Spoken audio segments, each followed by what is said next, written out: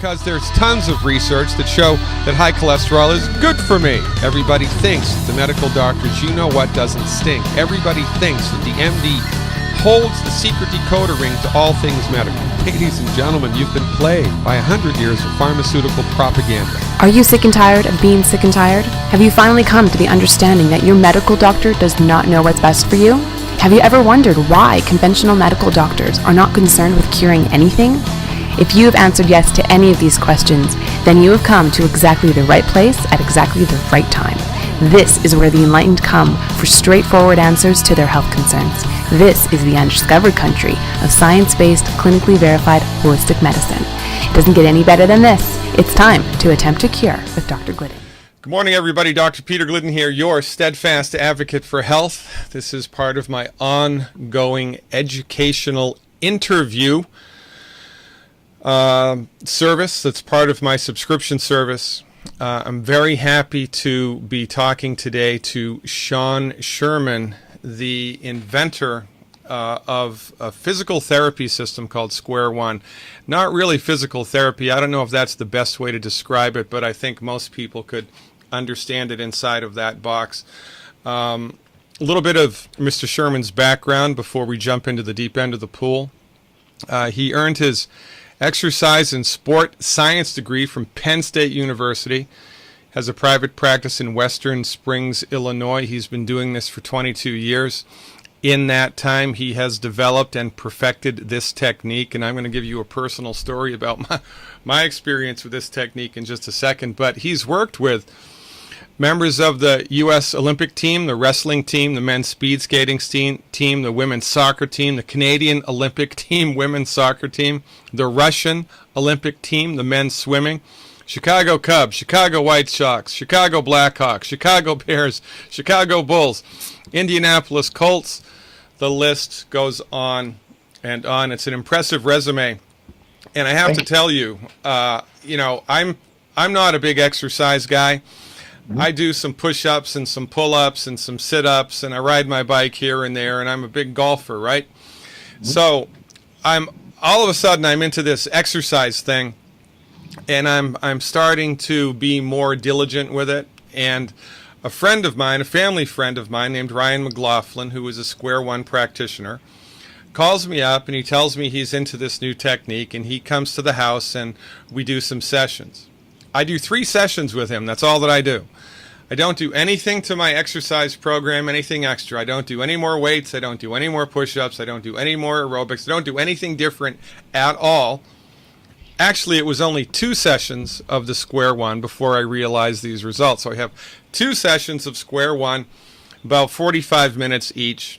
And 2 days later, after my second session, I'm riding my bike. And at the end of the ride, it's about a 7-mile ride, there's a really, really big hill. We come up a really big hill. It's right at the very end. And normally, I'm huffing and puffing, and I'm having a hard time getting up to the top of the hill. But all of a sudden, it's like it was no problem whatsoever. And I started to think to myself, well, that's unusual. It was a remarkable amount of progress. So I get home, I park my bike, and I say, well, I'm feeling pretty good. I'm going to do some push-ups, right? So normally, like I said, I'm not a big exercise guy. Normally, I can do 20, 25 push-ups, and that's my max. And then my muscles are fatigued. I have to wait, and then I'll do some more reps. But 25 is about the most I can do first set of reps. 45, 46, 47, 48. I did 50 push-ups without even trying, and my brain exploded. Personal testimonial from me about what Square One did. Mr. Sherman, thanks for joining me this morning. Well, I so appreciate being on your program, and hearing stories like that just never gets old. So that's you put an extra skip in my step just hearing your story, and we hear these often, and we hear them all the time. So I really appreciate you sharing that. That was fun for me to listen to, and Brian told me a little bit about that, but I didn't hear all the details like you just laid it out there. So thank you for sharing that. It's the honest to God truth, and there was more to that, because after the first session, I get up off the table, and my body just feels different. It's very hard to explain, but It was like, I think Ryan worked on me for 20, 25 minutes. Then he said, get up and walk around. It's all right. So I get up and I walk around, and I didn't feel like I was in my body. I felt like I was in somebody else's body. My gait was different. Yeah. The way that just walking. Yeah. I mean, it was a remarkable, it was such a remarkable difference that it really piqued my curiosity. So let's just jump right into the deep end of it. What exactly is Square One, and how on earth did you figure all this out? All right, so I'm going to give you the short and then a little lengthier description of what Square One is. So in a nutshell, I would say that Square One is a motor control restoration system. And that sounds fine and dandy, but that doesn't mean anything to a lot of people. So to me, motor control, it's the most basic functional component of how the body creates movement. So motor control really is hinging on and contingent upon signaling and the communication amongst the different tissues that make up the human movement system. So you're talking the nervous system, we're talking muscles, and you're talking about joint structures. And these tissues are all communicating back and forth. The nervous system is telling the muscles when to contract and when to relax. And muscles can either, create stability or create movement of joints when they get that nervous system input. But then also the articulations and the muscles are also sending feedback to the central nervous system. So there's this two-way communication going on. So right before we create a motor pattern, like say you just want to get up out of a chair and walk across a room, we are getting this sensory input from the periphery, and then we have to put a plan together. And we take it for granted because, unless you break your leg or something like that, we take for granted just getting up and walking, most of us. As long as these things are working A-okay, we take it for granted. But with motor control, what it is it's the body's putting a plan together, and it's taking a quick inventory on the available mechanical resources to accomplish the task of walking across the room. So it's during that planning stage where deficits can occur through just, we'll call it generically stress, whether it's nutritional or lack of sleep or mental, emotional, thermal, chemical, all these different stressors that are acting on a person's body can cause a disruption of the signals, which causes a plan that has to be put together without certain joint actions participating or being able to integrate into those patterns. So then we have a compromise, and that's called compensation. So with my system, we're actually able to kind of get in front of compensation. So instead of addressing the downstream mayhem that occurs after we compensate, like aches and pains and tightness, we are looking to identify where there's some tissue signaling deficits and bring that stuff back up to a functional status, so that we need to, I won't say compensate, not at all, but to improve or to reduce the body's need to compensate. And every time we reduce the body's need to compensate, all systems in the body are going to work sometimes profoundly better and sometimes just incrementally better. So some people will have a great response with what we're doing 5-10 minutes into a session, and some people don't realize the effect until second or third session. But what we're doing is it's kind of like defragging your computer so that you can create more optimal movement. Yeah, it's interesting, right? We see the same thing with medical nutrition and holistic therapeutics, that sometimes it's immediate results and sometimes it's more of a slow and steady thing. Mm-hmm. But so let me see if I have this correctly, right? So, well, first of all, when the body has compensated, right, from stress and has adapted and has compensated, does the individual know that their body has compensated? Oftentimes not. I would just throw out a guess. I'm going to say 90-95% of the time we don't realize that we're starting to compensate, because we're designed to go from point A to point B. And if optimal's not there, we'd take a millisecond and we're walking in a pattern B or plan C or plan D, because we have to keep moving. So we do it so well. We do it throughout our entire lives. We oftentimes don't know when we're doing it. So the example I use a lot of times is when you stub a toe, and we've all done that, so it's a familiar concept to us. So you stub your toe and immediately have that pain response. So your body will then start altering the way it moves to make it through your day. And you're at first very aware of what happens after you compensate, because you're limping around like a, like a goofball. It looks like you're like making the stuff up. You're limping. But I always talk to my clients like, well, so where did you go for those limping lessons? And we don't go anywhere for limping lessons. Our body will put the most efficient pattern together with whatever limited resources are available. So that would be an example of when we might be aware of it. But there's times where you get, lack of sleep, improper nutrition, not hydrated. All these different things can conspire to cause us to have this motor control deficits or these signaling issues, and we don't know it. We tend to take it, for the most part, in stride, and it's once we start accumulating dozens and hundreds and maybe even thousands of motor control deficits before we have, oh my gosh, why is my knee hurt? What did I do yesterday? I'm like, well, this has probably been building for months and years and maybe even decades for a lot of people. Yeah, it's really interesting, right? So basically, let me see if I have this straight, right? So the human being, the musculoskeletal system of the human being is an integrated whole. Yes. And in an optimally perfect human being, all of the muscles and all of the nerves and all of the joints would be firing optimally all of the time. Correct. But because life is hard, and because of the stress of life and many different factors, stress will impact the body, and it will shut down certain signaling. It will make some muscles not respond optimally, and maybe others overcompensate. And these compensating effects that happen in the human body very quickly kind of go into the subconscious zone, so that you don't even know that that's what your body's doing. Correct. Yes. So you don't know that your body has compensated. You don't know that your body is not working at 100%. I mean, you can still walk down the road. You can still lift your cup of coffee. You can, life goes on, right? And you get used to, well, for lack of a better word, mediocrity, right? You get used to operating in a less than optimal zone. And then, so you developed therapy, the intention of which is to help the body uncompensate and come back to 100%? I don't know if we'll ever know where 100% exists. I would say get it working well enough where people are doing things where their performance improves, where things just become easier. Most people find me for aches and pains. They did the traditional route, and nobody can figure out what's going on with their back pain or their shoulder or knee or plantar fasciitis, whatever it may be.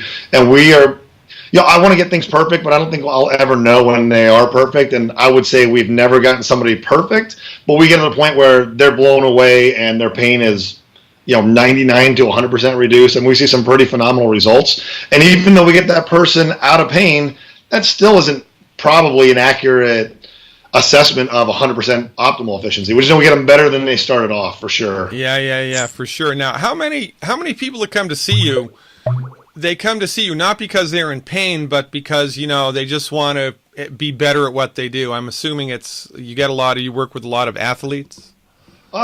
No, more people find us for aches and pains. The whole idea that, prevention doesn't sell. It's like people are waiting until they're super desperate.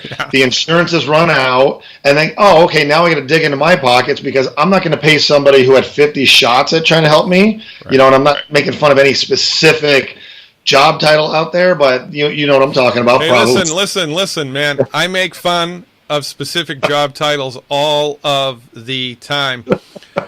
Criticism, effective criticism is very important, and it's very necessary. And we live in a society that's so politically correct that you just can't criticize anything anymore, and it's nonsense. No, it's helpful to know the truth about certain things. So, all right. So we'll say, I'll just call it traditional therapy. Somebody will go to a traditional therapist, and I'm not a physical therapist. I'm not a chiropractor. I'm a strength coach, personal trainer that happened to develop the system. But people find me typically when the traditional approaches did not yield a positive enough impact on their outcomes, and the insurance has now run out. So the chances of that person digging in their pocket to spend their cash for something the insurance is going to pick up, they're probably not going to do that. So that's usually when I find that people are more open to, things that I'm doing. So I tend to find people tend to find me who are looking for pain relief. Most people aren't coming in for maintenance. I do have a number of personal training clients that I work with on a once or twice a week basis. Those people have bought in because what ends up happening is, maybe we had some nice success story 5 years ago or 10 years ago. And what happens is, just being an active person, they tweak a knee or something happens, and we can get them out of pain a second time, a third time, a fourth time. They don't want to leave. So most of my clients have been with me for decades because they know they're not going to, or not, I shouldn't say decades, but over a decade. So they know not to look anywhere else because they know that they can't find this anywhere else. Well, yeah, that's the thing, right? When if it works, it works. It works. It works. And proof's in the pudding. There's no better advertising than that. Okay, so someone has some musculoskeletal thing going on, a pain event, something, and they come to a square one trainer. What is the treatment look like? What does it look like? All right, great. Well, first off, what we'll do is interview the person, make sure that there's been no trauma to tissue in the last few days or a few weeks, and if there was, always we'll refer out to the medical community because that's what they're most equipped to handle is trauma and stress to tissue. But if we feel confident working with them, there's been no trauma, it's just this pain and ache and inflammation that came out of nowhere, and they're reporting that it hurts when they do certain activities, we feel pretty safe to work with them. What we'll end up doing is we'll have a person, we have a massage table, we'll lay them on their back, so they're laying supine. I would stand, or the MCRS, or Motor Control Restoration Specialist, that's what we call our people who pass our exam, our certification exam. We will be standing at the foot of the table, and we always instruct them, like, hey, if anything hurts, let me know. We don't want to do anything that would, incite further pain. And we use a series of muscle tests. And there's all kinds of different muscle testing out there. And this is just a manual type of testing. What we're looking for is at least a position in the body that's, we'll just say, for lack of a better term, unstable. So we'll position the client's leg into a certain position. Maybe it's up into the air 30 degrees in deflection, and it might be out to the side, abduction 30 degrees. I'll instruct the client to hold or maintain that position. I apply a light, relatively abrupt load, and I'm just looking to see if the nervous system can pick up slack in the muscle spindle. Basically, can the person grab? So I apply a force, I'm looking for that grab. And once I find a position that they cannot grab, I don't jump to conclusions. I don't, that means X, Y, Z, and throw a guess out there. What I do is I use that test position as a way to receive responses from the body. So I talk to my clients a lot that I'm going to have a conversation with your body. And I always joke that I tend to speak very quick, and I speak in English. Your body speaks in terms of joint actions and positions and movements. So we're going to phrase questions to your body about positions. So what we're able to do is we're able to position a client's body, and it might be something simple as turn your head to the left or turn your head to the right. And based upon the responses that we get from that initial failed muscle test, sometimes that muscle test will get strong if I have them turn their head to one direction or the other. And based upon the responses we get from the body, we can nail down precisely how a person is compensating. And once we identify that, what that really instructs us or educates us about is where not to look for the problem. So to us, compensation is a response to the deeper issue of motor control deficits or joint actions that are intolerant to load. So when we talked earlier about these signals that get crossed, or they're not that strong, so there's a compromise in the function of the musculoskeletal system, those signaling disruptions, they present themselves as joint actions. And when I say a joint action, it could be something as simple as me bending one joint of my finger. It could be multiple joints, or there are multiple joints of my finger that are flexing. So what we're talking about is just an isolated position that becomes intolerant to load because there's improper neural feeds to these joint actions. So what we do as practitioners, we just gently load them. And some of these loads are just turn your head to the right, raise your arm overhead, and sometimes it would resemble a very gentle stretch. But what we're trying to do is isolate joint actions in the body, put a very light load on them, and check the responses of the body. So once we know how a person's body is compensating, we'll leave that pattern alone, and we go up to the mirror image opposite pattern, and we're looking for joint actions that are intolerant to load, because that is the very reason the body has to adapt or compensate with the way it moves. So once we find these joint actions that are intolerant to load, the correction or the therapeutic intervention, whatever you want to term it, is just an isometric contraction. So we then have the client revisit. It's like almost like the poison in a potion, or the same thing. We find that position where the body's not super comfortable with it. It kind of almost like doesn't realize that it's an okay position. There's not tissue damage, but there's neurological signaling issues. And the way to increase proper signaling, we just have them hold an isometric contraction. So it's pain-free, it's easy. And a lot of the feedback we get from new clients is like, this couldn't possibly work, because it's so easy and so gentle. Yeah. But we always talk about, like, a lot of people are critical of isolating the body and movement, that we need to train the body as a functional whole. And I agree, but the problem is that none of us are optimally functioning. So I think that it's not so much the isolation is what's wrong, it's that all the means that are out there, other than what I think that I've unwittingly at first developed, it's isolating the wrong stuff. So we're able to isolate joint actions that are intolerant to load, have the client or the athlete or the patient revisit that position, exert a little bit of effort there, get that guy back, get that joint action back up to a functional status where it can be incorporated just naturally, subconsciously, into the creation of patterns, and automatically you're compensating less by a degree of 1. And as we talked about earlier, if you give me somebody who's 12 years old and had a recent ankle sprain, we can probably change that around usually within a few minutes, versus somebody who's been dealing with back pain for 20 years. We can help those people, but those people tend to need 2, 3, maybe even 4 sessions. But it's still rather quick compared to traditional forms of therapy. Well, from start to finish, how long is a session? Okay, it can be any length. I mean, if I had 5 minutes, I would get busy spending 5 minutes on a person. At my business, I work on the hour. So people come in, my patients, or I should say my clients come in, and I spend an hour with them. Yeah, okay. So basically, you're kind of like Sherlock Holmes, Yeah. snooping around a crime scene. Yeah. And you use muscle testing to figure out where the body is weak, which means that's where the body has compensated unconsciously for something. Yes. And then once you've isolated that compensating the weakness wherever it is in the body, then you apply a very gentle isometric technique, the intention of which is to kind of eliminate that neurological roadblock.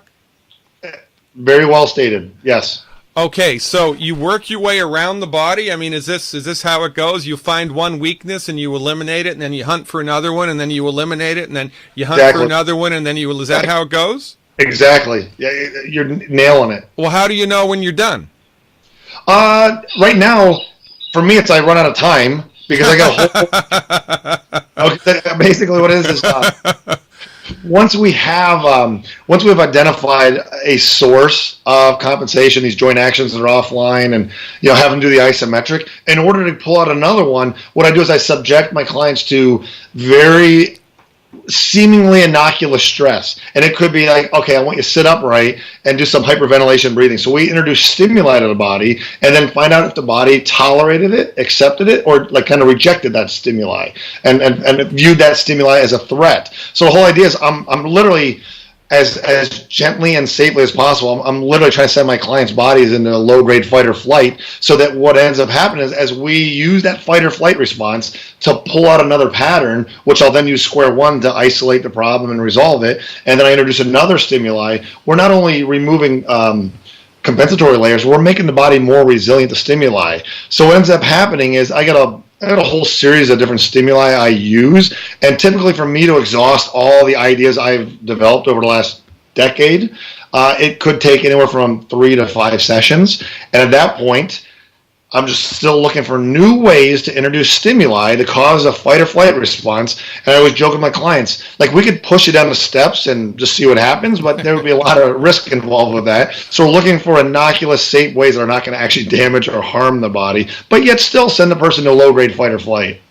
And you're doing that to kind of clear the deck so that then it's easier for you to hunt for the next compensating area? Well, yeah, actually, yeah. So it's kind of clearing the deck, but it's also to create, almost like cause the body to be back on its heel. Like I want to make you compensate so that I can find out why you compensate. Because if I just actually clear something out, that person, as long as they have a relatively normalish day and nothing terribly stressful happens, they'll probably be right where I left them for their next session. So my job is it's almost look at a normal day, and instead of like, it's like the movie with Christopher Guest back in the 80s, the Rock movie, what am I talking about? Spinal Tap. I'm not sure if you've seen this, but right where they plug it in. The guy liked the one set of stack of amplifiers because this one goes up to 11. Like we're trying to turn up to 11 a little bit, so we're trying to amplify what happens in a day to cause that person to go in fight or flight. So if we expose this person's body to stress and it causes them to compensate, and we get to the source of how they compensate, the next time they encounter that same stimuli, their body will be much more resilient and accepting of it. It's very much like taking somebody and trying to make them stronger.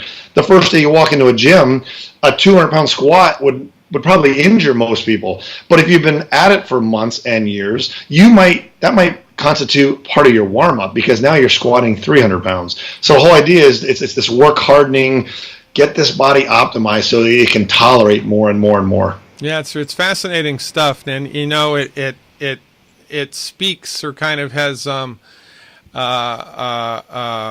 associations, I think, with applied kinesiology, right? But very different at the same time. So, if you're familiar with applied kinesiology, we're using the exact same style of muscle testing, and we're another branch in that same style of muscle testing.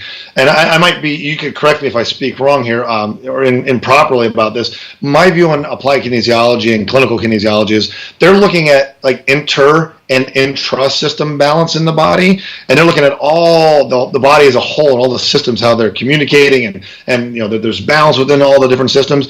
I'm purely looking at the human movement system and the subsystems there, the nervous, the muscular, and the articular system.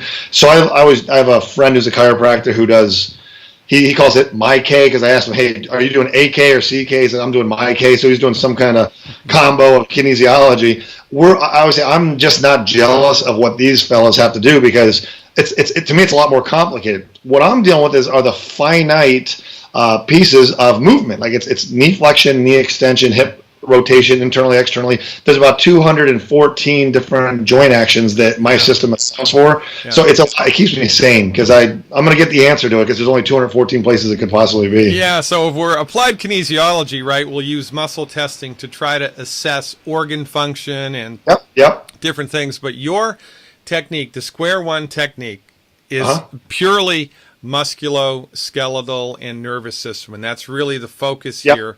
Is to try to get the physical frame optimized, eliminate weaknesses which have kind of crept into the system from the stress of life, and so slowly that people don't even know that they're there, and people don't know what they're missing, basically.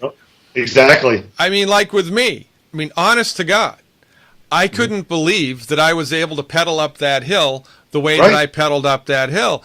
And then I'm on my 40th push-up, and I'm going, man, I got to be dreaming here. This is nuts, because I hadn't done anything differently at all. That's great. Well, I guess so what was happening was my body was working more efficiently as a whole, rather than trying to deal with this stress of push-ups or bike riding with all this compensating stuff going on that I wasn't even aware was there. Right, and you alluded to an analogy earlier. I think you used the term roadblock. A friend of mine, about a year ago, I introduced the system to him, and he reiterated it back to me, and he used the analogy of a GPS. Like, you have your phone. We're all familiar with GPS because all of our smartphones have these. So if there's a lot of roadblocks and construction and traffic, and you're trying to go from point A to point B, a GPS will map out the most efficient course in the presence of all these different roadblocks. So my system, what we're doing is we're not mapping out the new course. We're removing the roadblocks so the body can just naturally make a more efficient choice. So I see people, we've worked with professional athletes without doing any exercise. We've seen professional basketball players put on 4 inches on their vertical jump. These guys are making 6 figures income to be basketball players, part of which a nice component of that is to be able to jump high and run fast, and we're able to pull out another 4 inches. So it's not that we didn't supercharge them. We just got their body out of the way. It's like unleashing the closer to true potential that's actually inside of us. Yeah, that's really remarkable, and it's the same thing that we do with holistic medicine, right? Naturopathic medicine, because the whole philosophy of naturopathic medicine, right, is that the body knows how to fix itself. Correct. The body wants to fix itself. Yes. The body is attempting all of the time to fix itself or to optimize its structure and function. So it's the naturopathic doctor's job to deliver therapeutics that support and promote the body's ability to be everything that it can be. Exactly. And when you do that, the results are often remarkable, and it's the same thing here. Okay, great. So I get it now. So, all right. You do. You reiterating back, you do get it, because it's just a sidecar to what you're probably already doing with different systems in the body already. So yeah, it does make sense to you. I can tell. Yeah, from a holistic perspective, everything makes sense, right? So right. All right. So, how long did it take you to develop this? Well, probably your whole, and don't tell me your whole life, because I just wrote a book and somebody said, how long did it take you to write it? And I said, well, 58 years, because that's how old I am, right? Right. So that's partially true, yeah. But really, I said before, it kind of happened unwittingly at first. So I was using a different, we'll say a movement optimization system. We'll plug it underneath there. And this system that I was using was based on using your eyeballs to observe differences in range of motion. So mobility is a hot term today with people who exercise. So we're looking for asymmetries, and based upon what we would find, it would then direct our intervention. And I got a lot of good results with people. I personally was helped with that particular system. But what ended up happening is I had this one client, and then every time I would use that system, and it's called muscle activation technique. So I'm not bad mouthing it. It's a great system. I wouldn't be doing what I'm doing today if it wasn't for that system. I personally got help with that system. So I just want to throw that all out there. So I'm not trying to bad mouth the system. There is some good, and there's definitely some value that comes out of that system. But the whole system is contingent upon using the observational skills of the practitioner, and then you must guess well in order to put together an intervention. So I had this one client named Alan, and when I would use MAT on Alan, his symptoms would get worse. So, my initial thought was, oh wow, Alan is so messed up. I mean, Alan's the problem, right? That's what I'm thinking the first X number of sessions. And after 2 sessions, I told him, I said, I suggested strongly that, hey, let's find somebody else to work with you. Let's find a good PT, a good chiro. Let's see if we can find somebody else, because I'm already seeing nothing. And with that system, with the MAT system, there are functional outcomes that improve rather quickly, and nothing was going with this guy. So what ended up happening is he trusted that I was just speaking truthfully to him, that I don't think I can help you. So because I told him I couldn't help him, he decided to keep coming back, because he had been lied to by so many other different practitioners out there that they wouldn't cut him off until they saw him 50 times, 80 times. And he goes, look, you're telling me after 2 sessions you can't help me. You're doing this not for the money. You actually want to help me. I'm like, I want to help you, but this is the only tool I have up my sleeve right now. So Alan kept coming in probably 10 or 12 times a year. I'd see this guy about monthly, and we became friends. And the jokes would be, so that would be ripping him off and stuff because I'm not helping him. And I'm like, well, you're the idiot that keeps coming back to see me, even though I told you 2 sessions in that you're wasting your time and money by spending time with me. And so what ended up happening was, this was in about 2008, would have been about August or September 2008. I said, hey, man, we're going to do no more MAT on you. I'm not saying it's the wrong system. It's just the wrong system for you. The shoe doesn't fit here. So what I started doing was I had this skill set as a muscle tester, which I learned in MAT, but instead of saying, oh, wow, check it out, when this one quadricep test fails, oh, there's something wrong with your quadricep. The problem with that mentality, and the mentality in corrective exercise and therapeutic, movement type stuff, is the whole industry is trying to isolate the specific functions of specific muscles, and that's an impossibility.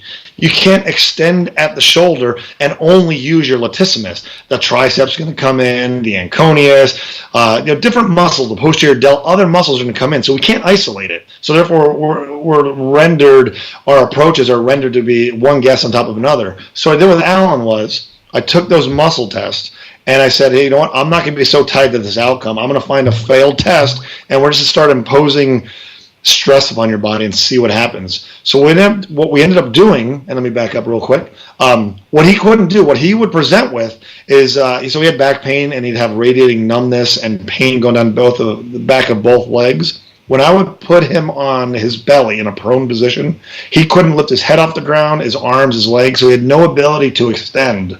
So for 5 years of using MAT on this fella, there was no improvement. So I'm trying to open up his ability to extend. And all I did was we actually went after flexion because I'm like, I don't know what I'm going to do. I'm just done doing MAT with you. It was a shot in the dark. I'm like, I don't know where to start. I'm going to just do whatever I was taught to do. I'm going to do the polar opposite. And and if that doesn't work, then I guess I'm going to have to put my thinking cap on and be more creative. We'll figure something else out. So what we did is I put Alan on his back. And instead of working into where he had restriction, I had him work to where there was actually freedom of motion. So he's doing these little neck exercises and these little abdominal crunches. And we did about 45 minutes of just low-grade isometric exercise, working towards where he had freedom and range of motion. The next day he calls me, and he tells me, or he asked me, hey, what did you do with me yesterday? I'm like, I'm thinking he's calling to tell me how I exacerbated his symptoms again, because that's normally what was happening. And he was cool about it, and, we're friends.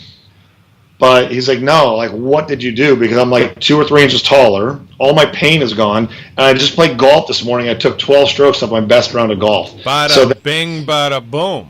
So I'm like, all right, I might be stupid. I'm not that stupid. What happened? So then I tried to figure out what was going on. And then really about 6 weeks later, I got a piece of paper out. And I wrote down truisms about the body that we just don't need to debate. So stuff like, no matter where you are in space, you're walking around, you're falling, you're squatting, you're going up and down stairs, no matter what we're doing, our eyes are always trying to be fixed straight ahead and flat on the horizon to maintain balance of the entire body. So more like balance, like lose your balance and fall over type balance. So, and also like during gait, there's always this there's an arm and leg swing thing that occurs. None of us walk ipsilaterally unless we're just goofing around with their buddies.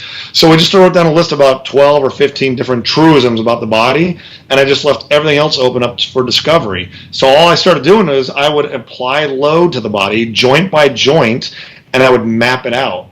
And then what ended up happening almost immediately, it became apparent that it was gait that we were dealing with, because I would apply, we'll say, flexion on a person's lower left quadrant, like their left foot, their left ankle, their left toes, and I would, impose flexion at, say, their big toe, and I would go and check the response of a muscle test, and it would be a positive strong test. And I would go to the right side of the body and impose flexion, and I would have a negative response. So I would carry that on through the whole body, and it became really apparent rather quickly that the body was like preferentially going after flexion in one quadrant or extension in another, and it was gait. So we basically uncovered this movement blueprint that actually maps out all the joints in the body, what should be occurring during the most basic movement patterns of walking and getting upright. So when I was talking to our clients, if we can't get upright and walk perfectly, we have no chance of being perfect when we're playing sports or you're playing tennis or going.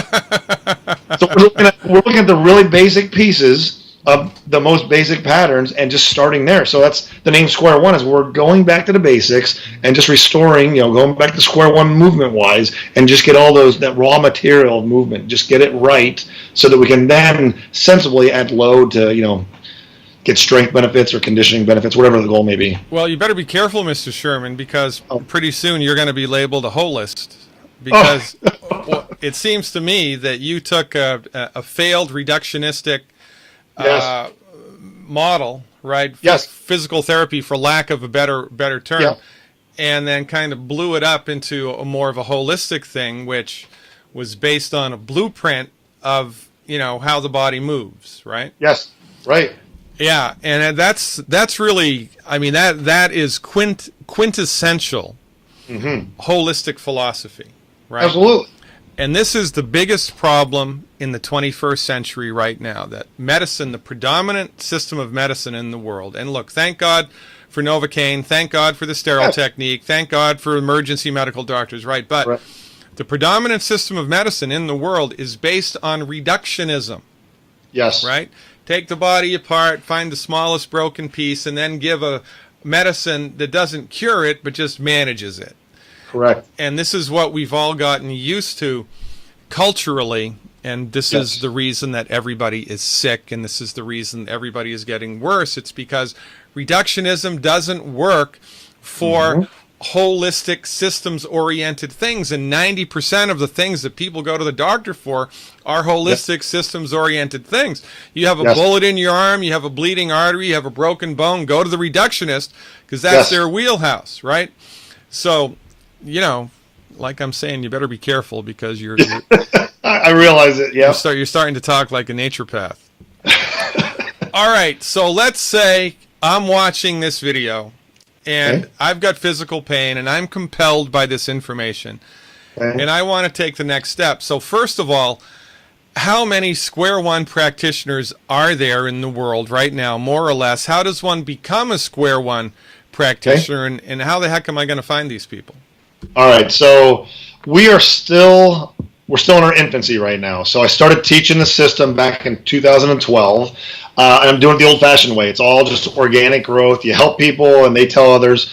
So today we've had about 105 or 110 students go through our system, or go through our education process, of which there's about 15 or so right now that have passed our exams. And our exams, it's short, but it's pretty thorough, and it's pretty stringent. So if someone is labeled as an MCRS, or Motor Control Restoration Specialist, they have my personal, thumbs up that they're doing good work. So there's about 15 MCRSs anywhere in the world.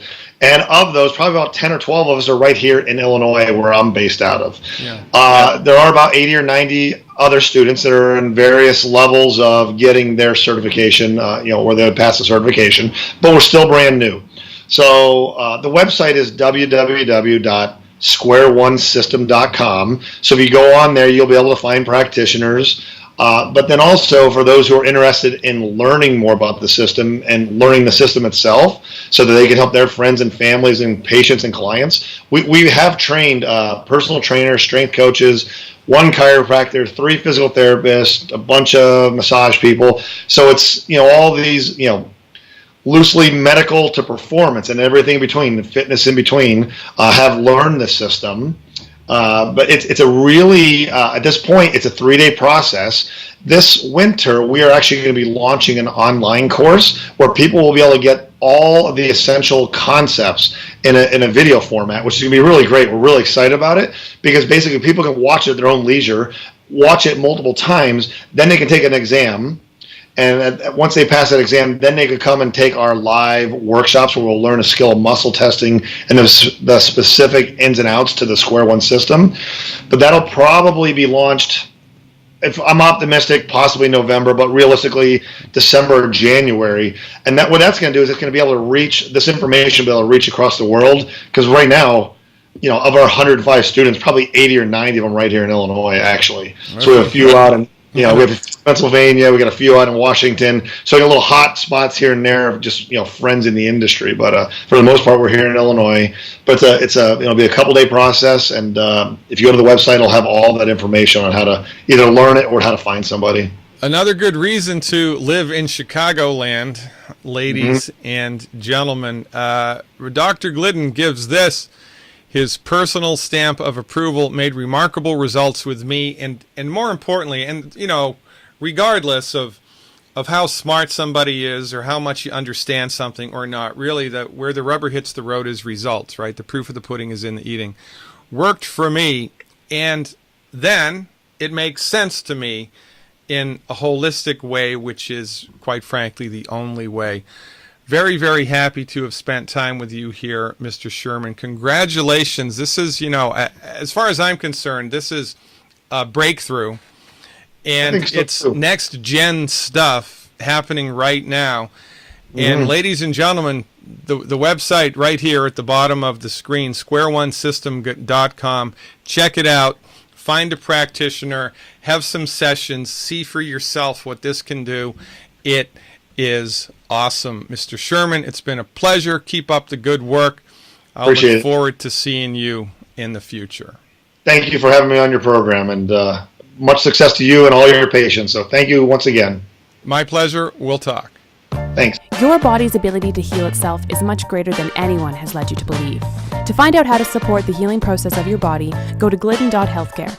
That's glidden.healthcare. And let Dr. Glidden show you how to live long and prosper. Glidden.healthcare.